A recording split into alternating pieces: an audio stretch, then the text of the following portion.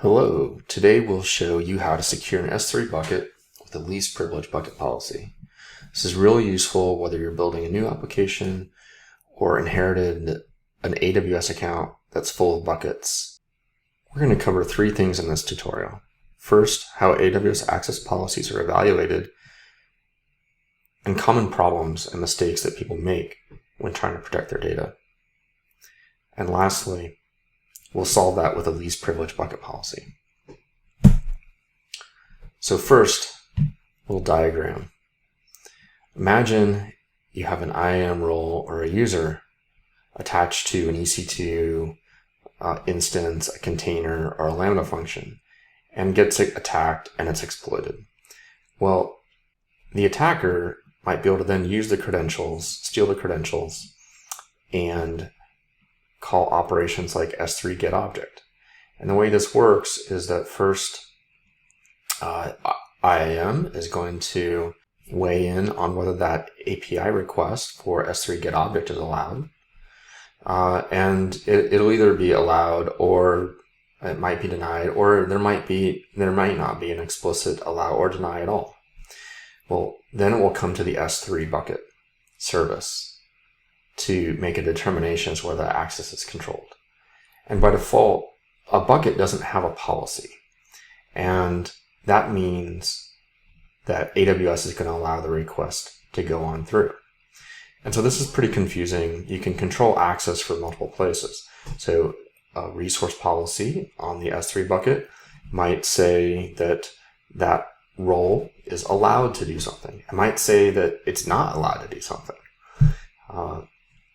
And what this results in is that when you have a sensitive application whose data is in an S3 bucket and you use the default S3 bucket policy, and the way AWS evaluates that condition is that it lets access that is otherwise granted through. And you combine that with the fact that many IAM roles and users have more privileges than they need to because they use, say, a manage policy that permits all S3 actions or allows all reads against every bucket. That means that an application that is unrelated to the sensitive application that actually needs access to that bucket might get access to that sensitive data. So let's go through that with a more concrete example. Here's an example policy that you might put on a sensitive application bucket to prevent that kind of problem I just described.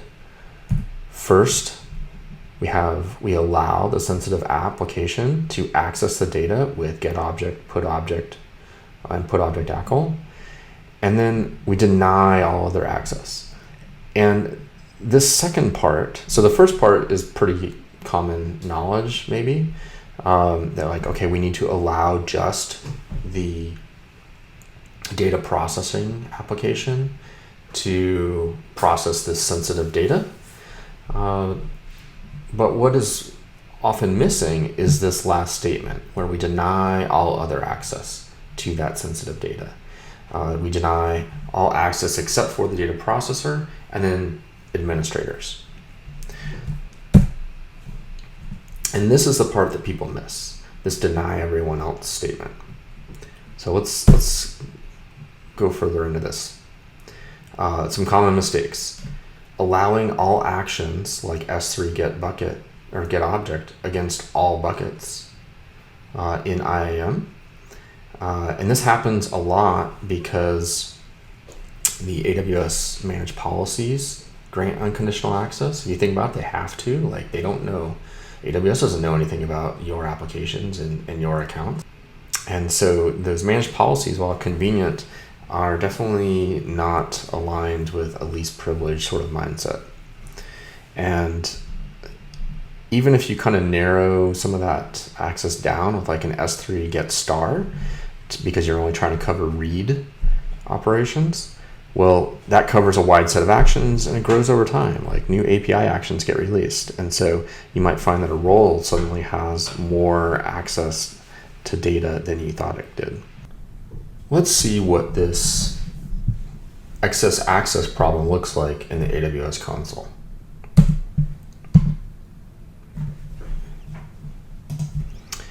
Okay, I've used the canine exercise for least privilege bucket policy to set up a couple buckets, one of which is the sensitive data bucket. And this is a very, it's a default configuration from Terraform, although Terraform is kind of not that important here. And I've uploaded a couple of files here which are not that interesting. They just say they're little text files. I'll go ahead and open up and show you that they're denied public access by default, but they, I think they contain like file 1 and file 2 in them, just some text. But you can see that we don't have a bucket policy. It's just empty. Okay, now let's head over to the IAM console and see how our application principals access this data. So going back to our example, we had a firewall user. And let's say that firewall user had Amazon S3 full access managed policy, maybe so that it can, someone thought that was a good idea to go ahead and make it so that it could, that role could write logs into S3, and they gave it S3 full access because that solved the problem. You could see a lot of that happen to a lot of people. Well, you have just granted that policy grants a lot more access to that sensitive data than you might have intended. So we can go and prove that to ourselves by going to the policy simulator. So you see over here on the right, there's this policy simulator link. And if we switch over to roles, we can select our firewall role. And then what we're going to do is the policy simulator lets you ask AWS whether a particular API action is going to be allowed against a given resource. So in our case, we're interested in whether the firewall role can get data out, like our file 1 or file 2, out of the S3 bucket. So let's go ahead and figure that out. So, okay, let's select the get object action. There's a lot, so I often kind of search for it in there.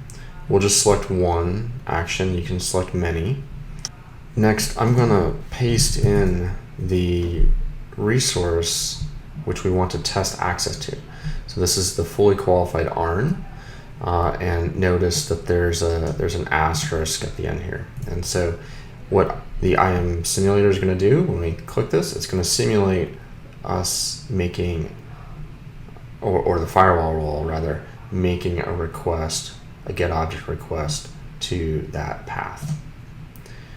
Okay, run the simulation, and indeed it's allowed. Now, we don't want the firewall role to have access to our sensitive data, and we can ask the policy simulator to tell us what statement caused that. So if you notice what I did here, I expanded this access decision, and it says show statement in Amazon S3 full access. That's what is giving or is the cause of the policy decision. So now we've verified we have a problem, we can go fix it. Well, let's say we want to secure our sensitive data bucket so that only the sensitive data app and administrators have access.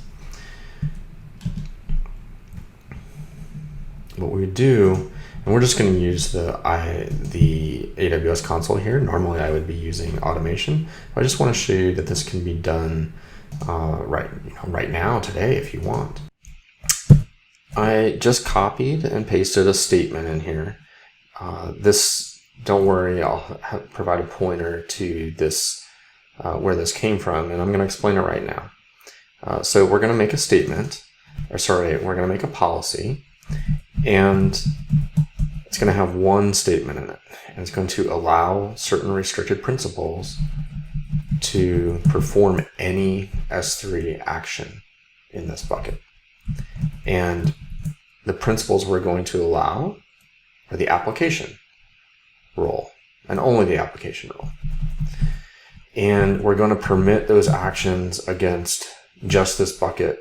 And importantly, and this may or may not be a good fit for you, right? But importantly, this allows access to anything, all the resources inside the bucket. That's what this star at the end means. So this permission to allow is going to apply to everything in the bucket for this application role.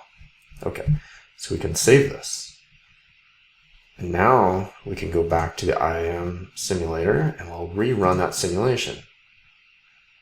Well, wait a minute. The firewall role still has access to call getObject. Well, why is that? Well, it's IAM policy. Like, we can actually use the policy simulator to show that. So the firewall role has the Amazon S3 full access policy, the managed policy, attached to it. And it allows S3 star, so all the API actions in S3 against any S3 resource. And just because we've added a bucket policy doesn't change that. Because we didn't deny anything. So what we need to do is we need to add another statement in here.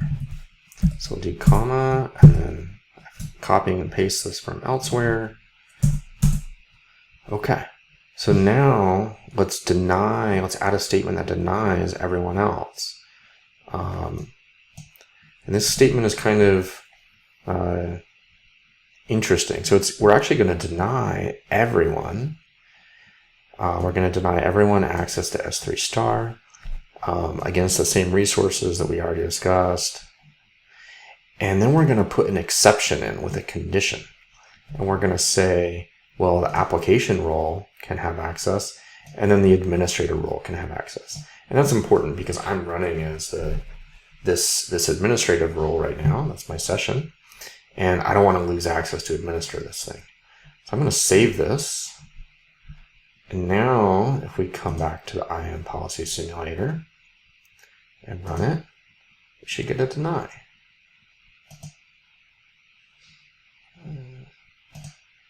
Firewall.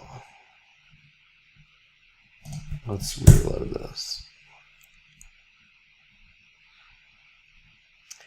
Okay. Now, if we come back to the IAM policy simulator and run our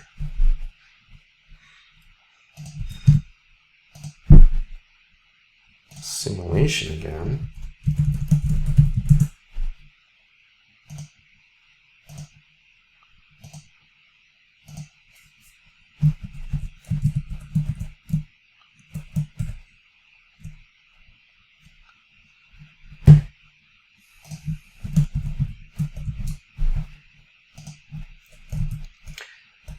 now, if we come back to the IAM simulator and run our simulation again, we should get a different result. So the firewall role, I'm going to call getObject, and boom, it's denied. And if we look at the explanation, we'll see that the reason it's denied is this resource policy. Now, you may have caught there that I had to reload the policy simulator UI. And the reason is the policy simulator UI actually fetches the resource policy at a given point in time, and like when you're going to go run the simulation, and then doesn't refetch it like you might think it would. So I had to reload it because there was some internal state in the policy simulator UI. So the key, but anyway, the key here is that boom, it actually will highlight that the deny everyone else statement is what causes in the resource policy that we just added is what causes the firewall role to not be able to access that sensitive data bucket anymore.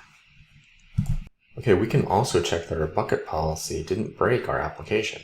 Again, let's launch the policy simulator. Switch over to the application role, So here's application. It also has, so this role also has Amazon S3 full access. We'll select S3. We'll say get object.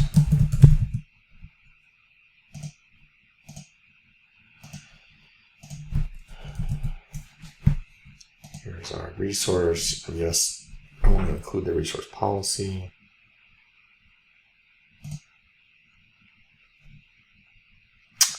Okay. Yeah, so there's a bit of a trick here in that we need to actually specify the ARN of the principal. This is what is going to get us through the resource condition.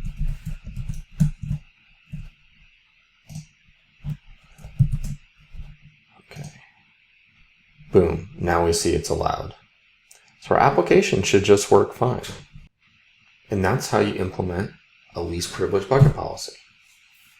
So just to recap, we started and actually ended with two IAM roles that both had full access to S3 from an IAM perspective.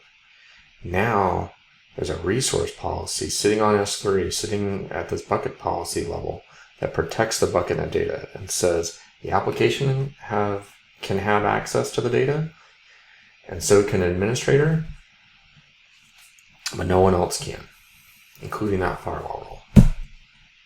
So, a couple takeaways I want to leave you with. Access to sensitive data in S3 buckets should be limited using S3 bucket policies. Otherwise, those managed policies, especially with those wildcards, are going to give up much more access than you really want. And don't forget that deny statement in your bucket policy, in your resource policy, that removes all unintended access. That's what actually closes off that wildcard. And just to wrap up, protecting your data with AWS security policies that are least privilege can be a little harder than it looks. There are tools that can help you understand the actual effects of your policies, as well as automate the solution. So K9, we have some Terraform modules that'll help you do that. You can check it out on our GitHub organization. And these can save you a lot of time and energy getting your security right. Feel free to reach out to us at hello@K9security.io. We'd love to hear from you and help you go fast safely. Take care.